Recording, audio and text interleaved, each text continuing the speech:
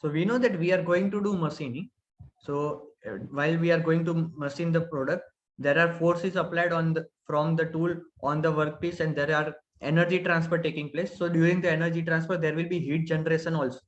So that heat which is generated during the machining has to be transferred from the tool or work to somewhere. So generally that most of the energy which is generated goes to the chip.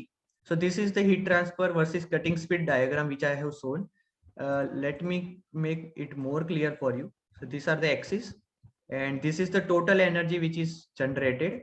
So this is the total energy, and there are three curves. So the relative area or the relative distances indicate. So let me use different colors also.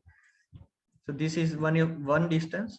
The next distance can be this. Sorry, I need to draw it here only.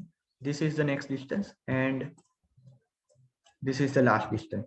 So if I'm going to work at this cutting speed, this specific cutting speed, uh, if I'm going to work at this specific cutting speed, that means that this much proportion, or if I can take them in percentage, this is 100%. Almost 50% of my energy will be transferred to chip, and since the chip are going away, all my energy is going away, and they are not retained in my work or tool. And then around 25% is stored in the tool, and 25% is remaining in the workpiece. So why are we taking this into account? This is because if the heat is being built up or heat remains inside the tool or the workpiece properties are going to change because of the thermal effect. The material property values will decrease if the heat built up remains in them. So we do not want to we do not want heat to remain inside. We want as much heat to be given away to the chips. So it is advised to work at high cutting speed, so as we have maximum energy which is transferred to chip, and minimum energy is remaining to work or tool. And by far we want least amount of energy to remain in the tool, because tool is the most critical part in machining, and the tool prices are also very high. So we do not want to degrade our tool because of thermal grading on them, or thermal heat treatment on them. So generally this is the ratio 70% to 15 or 80 to 10 is to 10.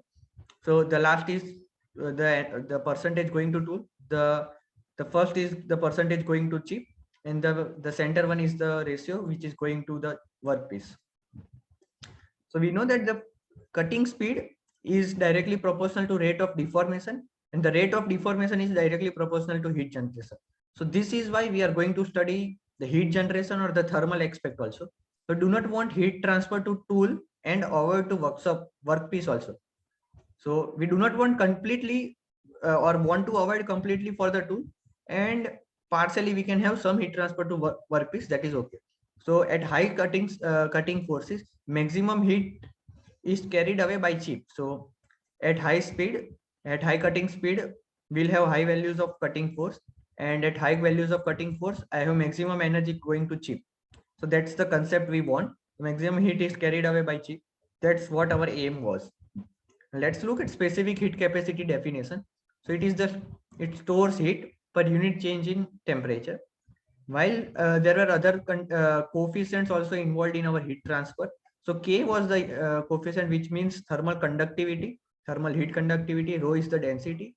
Theta P is the temperature rise in primary region, and theta is the temperature rise in secondary region.